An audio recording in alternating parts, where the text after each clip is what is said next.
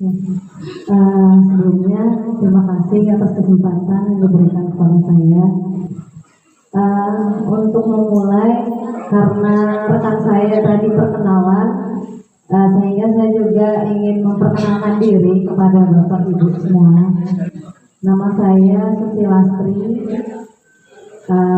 Sebelumnya jurusan saya bukan pendidikan, Bapak Ibu.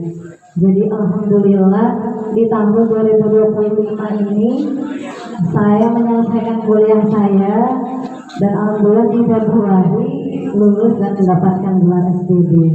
Gitu, alhamdulillah. Jadi bisa bergabung dengan Bapak Ibu hebat semua. Oke, sebenarnya merupakan amanah dari sekolah bahwa kami berdua, saya dengan rekan saya Ibu Zahra, mengadakan ikut pelatihan di Kuaro selama 5 hari. Kemudian, Pak, kemudian sebelum pelatihan ini saya sudah mengikuti webinar nasional tentang perancang pembelajaran mendalam. Itu pematerinya dari Profesor Ibu Yuli sendiri. Alhamdulillah diikuti selama 2 hari full dari pagi sampai siang ke sore gitu. Alhamdulillah juga sampai dapat sertifikatnya. Mungkin Bapak Ibu di sini juga ikut, kalau tidak salah itu di awal Juni di tahun 2025 sebelum masuk ke setiap daerah-daerah kita mengadakan pelatihan seperti itu. Oke, kalau tadi Ibu Zahra sudah menjelaskan dari awal materi pembelajaran mendalam itu banyak sekali ya Bapak Ibu ya. Ada dimensi kelulusan, dari ke-8 dimensi saya tambahkan. Sebenarnya tahun 2024 itu ada 6 dimensi kelulusan. Jadi tambahannya komunikasi dan kesehatan. 2 ya Pak ya? Iya, jadi kemudian masuk ke prinsip pembelajaran. Ada bersadaran itu masuk ke dalam mindful yang sering kita dengar ya. Kemudian yang kedua bermakna, meaningful, dan yang ketiga joyful, menggembirakan. Ternyata pembelajaran tidak hanya asik, seru, senang, tapi juga bermakna, kemudian bersadaran, menumbuhkan minat, menumbuhkan kesadaran anak antara kita, guru dan anak murid kita untuk paham apa sih tujuan kita belajar, sadar di diri sendiri, seperti itu. Kemudian yang ketiga ada tadi pengalaman belajar. Jadi kita masuk ke anak-anak akhirnya mampu memahami. Kemudian yang kedua mengaplikasikan, dan yang ketiga merefleksikan. Dan yang terakhir tadi apa? Kerangka pembelajaran itu ada 4 ya. Iya. Kayaknya pokok pikirannya kita ambil poin pentingnya di situ dulu. Oke, saya ingin melihatkan sebuah gambar, ada sebuah narasi.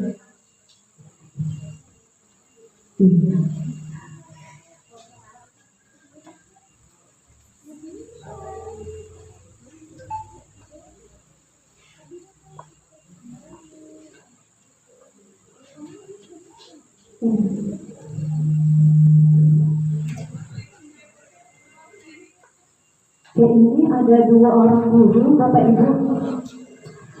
Pertama itu ada Bapak Huda.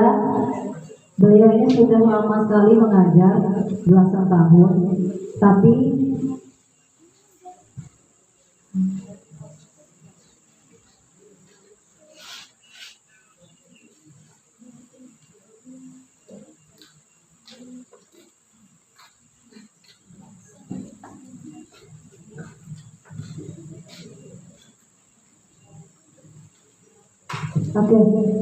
ada gambar 2 orang guru, Bapak Huda dan Ibu Guru Dina.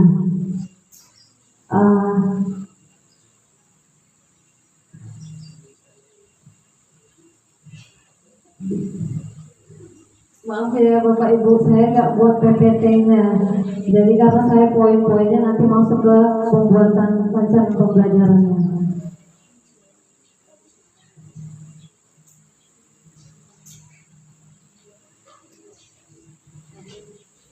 Oke, ini Bapak Guru Huda, beliau seorang guru, ada dua guru ya, yang cara mengajarnya. Kalau Pak Guru Huda ini, dia setiap pagi datang ke sekolah dengan jadwal yang selalu rapi.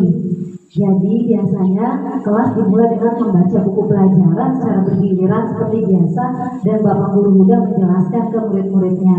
Kemudian setelah itu, beliau memberikan soal-soal yang ada di LKS. Kemudian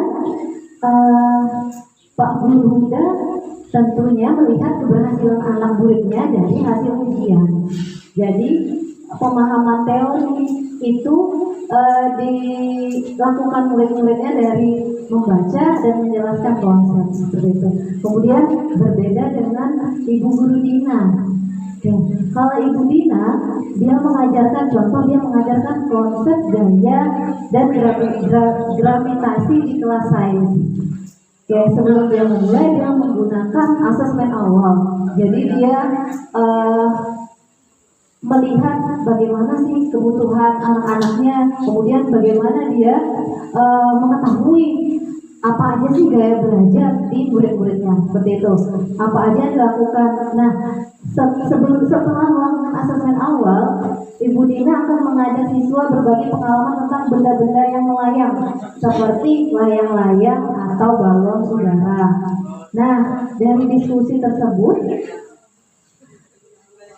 kita langsung aja, Bu Dina meminta siswa melakukan eksperimen sederhana dengan membuat parasut dari bahan-bahan kain, benang, dan kertas.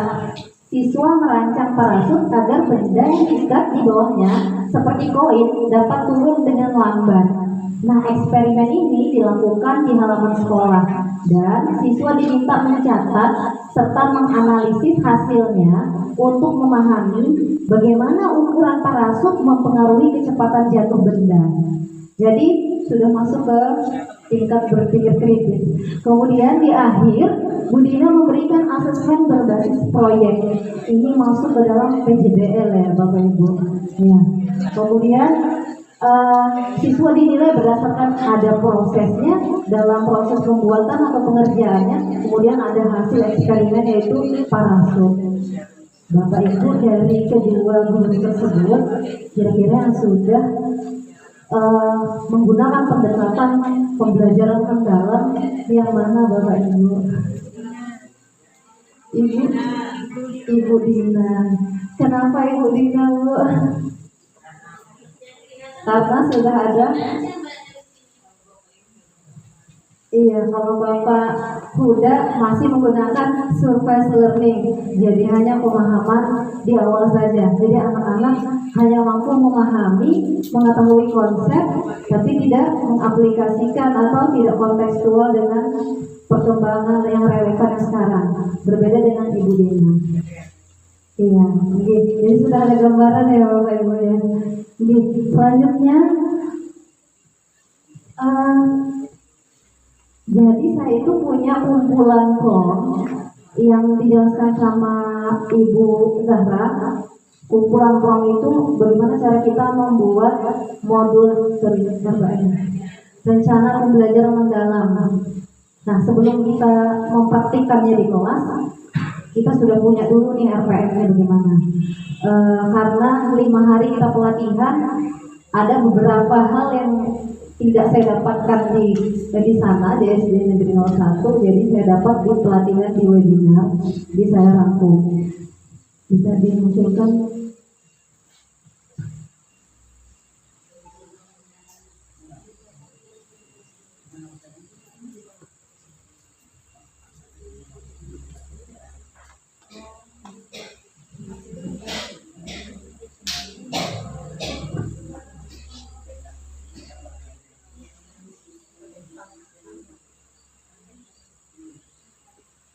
Oke, ini Bapak Ibu, ini adalah template dari RPM. Jadi ada identitas Sebenarnya ini tidak baku. Yang berseliweran di sosial media itu banyak sekali ya. Mungkin bisa ditambah warna-warni dan warna-warna dan segala macam. Tapi di identitas awal bisa kita masukkan nama kita, kelas dan mapel. Di profil murid, di situ ada minat, cara belajar dan lingkungan tempat tinggal. Itu kalau kita udah melakukan asesmen awal, boleh kita pakai di profil murid. Tapi kalau tidak, juga tidak apa-apa. Nah, identifikasi masuk ke dalam 8 profil lulusan yang disebutkan rekan saya tadi, bahwa tidak semua masuk ke dalam definisi profil lulusan. Bisa saja 2 atau 3 profil lulusan. Tergantung dari tujuan pembelajaran. Oke, di desain pembelajaran ada tujuan pembelajaran, pedagogis, kemitraan, pembelajaran, lingkungan pembelajaran, pemanfaatan digital. Terus ya, ini kerangkanya Bapak Ibu. Ada assessment of learning yang di awal, yang dimaksud yang disingkat AOL, yang biasanya itu masuk ke dalam penilaian formatif. Kemudian ada assessment as learning dalam proses, jadi ada perbaikan, bisa dari perbaikan gurunya atau muridnya. Masih masuk juga dalam formatif, asesmen formatif. Dan yang terakhir asesmen for learning di akhir lingkup materi. Biasanya kita ada ulangan akhir semester atau ulangan perbaikan seperti itu. Nah, Bapak Ibu, kita langsung ke kumpulan prom. Sebenarnya ini langsung praktek bisa, karena saya sudah ini dapatnya dari saat saya webinar. Ini ada yang saya tambahkan juga. Kumpulan prom ini kita masukkan ke dalam ChatGPT, boleh pakai ChatGPT atau Gemini. Jadi di awal itu kita turunkan dulu CP-nya. Jadi kalau sekolah sudah punya CP, sudah enak sekolah kalau sudah punya TP, tujuan pembelajarannya mudah untuk selanjutnya. Tapi karena ini saya dari awal dasarnya, kalau kita bingung nih di bukunya, aduh gimana nih capaian pembelajarannya, nggak tahu gitu kan, kita lihat DKS.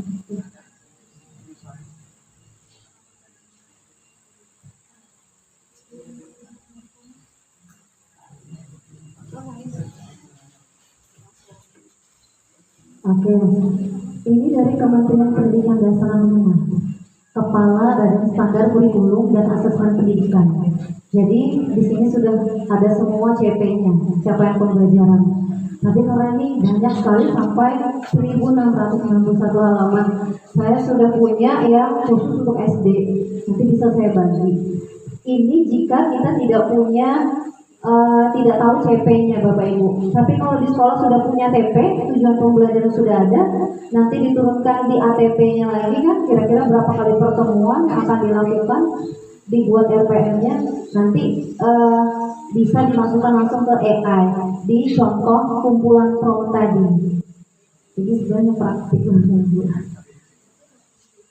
Jadi yang merah-merah, kalau yang hitam ini bagian yang hitamnya ini yang kita copy dan kita masukkan ke dalam ChatGPT. Kalau yang merah-merahnya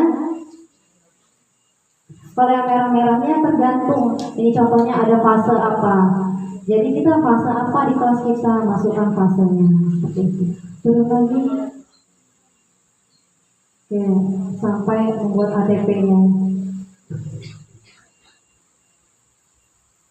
Oke, ini fasenya. Lagi. Oke.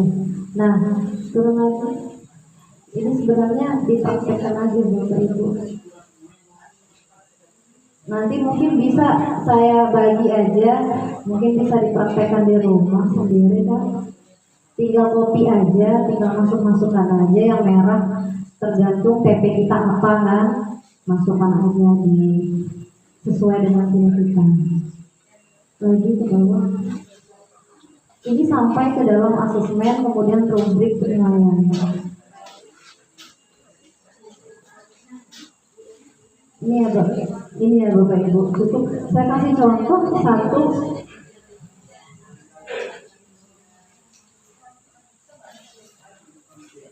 Ya, cukup deh. Satu lagi contoh.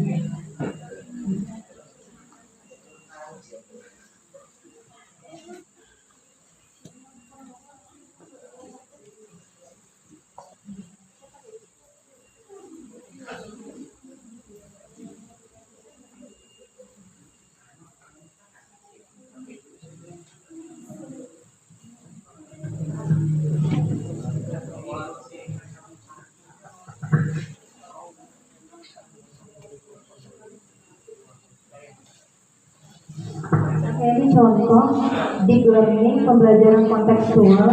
Ini dari Ibu Eka Nurfiana saat saya ikut webinar. Beliau sudah menerapkan pembelajaran mendalam di kelasnya di mata pelajaran matematika. Oke. Beliau masuk juga dalam duta teknologi dan juga guru Canva ya. Nanti. Nah, yang ada di pikiran kita bahwa matematika itu sulit, ternyata di Ibu Eka bisa menggunakan pembelajaran mendalam dengan baik sehingga anak-anak mudah untuk mengikuti. Oke, lagi.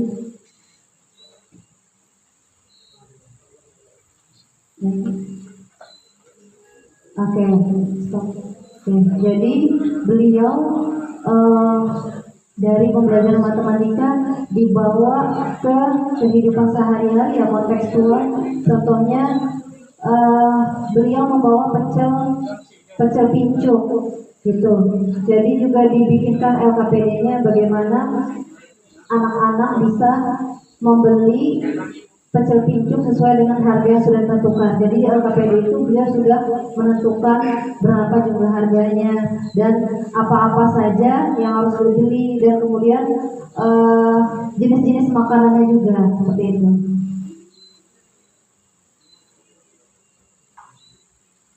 Oke, itu yang dari Ibu Eka.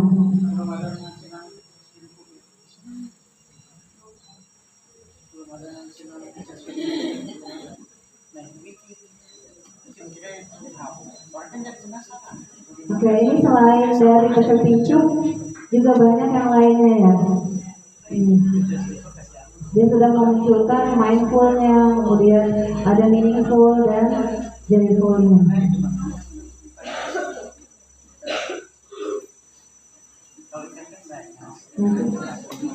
Oke, saya rasa cukup penyampaian dari saya.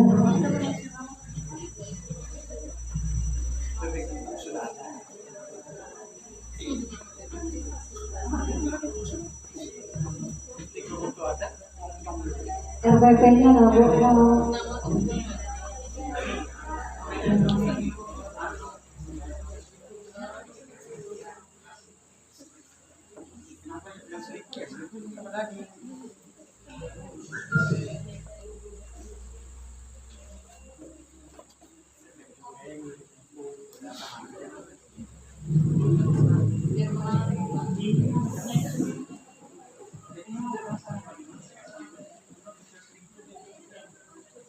Oke, ini contoh RPM saya Bapak Ibu. Ini sudah saya praktikkan saat pelatihan di SD Negeri 1 Muaro. Kebetulan saya mengambil mata pelajaran bahasa Indonesia. Tujuan pembelajaran saya mampu menemukan dan mengelompokkan gambar benda. Saya menggunakan model atau strategi pembelajaran berbasis proyek dan sistemnya diskusi. Kemudian saya juga mengajak anak untuk membuat peta kategori benda. Saya juga siapkan alat-alatnya dan LKPD-nya. Kemudian saya meminta setiap kelompok untuk berdiskusi dan membuat peta kategori benda. Sebelum berkelompok, di awal saya memberikan media pembelajaran, tapi sebenarnya tidak lengkap. Hanya saja gambar-gambar biasa saja, misalnya benda-benda yang ada di dalam kelas yang saya munculkan di layar laptop saya, tugas saya, gitu. Jadi dikaitkan juga dengan anak-anak di kelas ini ada benda-benda yang kategorinya ya ini sampai ke presentasi juga dan refleksi.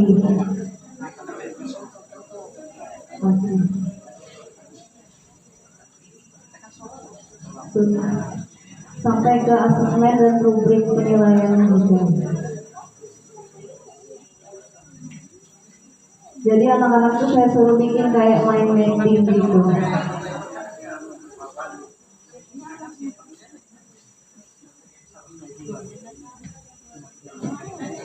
Kalau untuk waktunya bebas saja ya Bapak Ibu. Misalnya di bagian memahaminya berapa menit tergantung dari berapa JP. Misalnya 30 menit dari satu TP itu berapa, atau 2 kali 35 misalnya. Mau dimasukkan TP-nya 2 atau 3 boleh.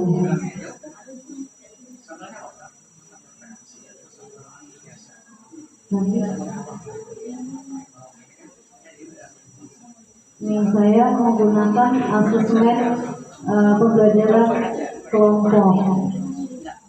Jadi tidak sendiri-sendiri, jadi berkelompok, tidak berpasangan gitu.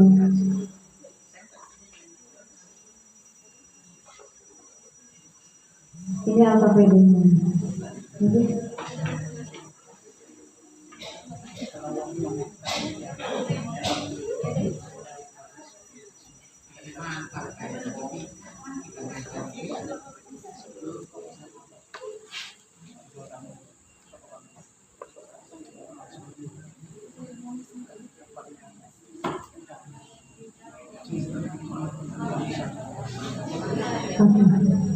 Cukup Bapak Ibu.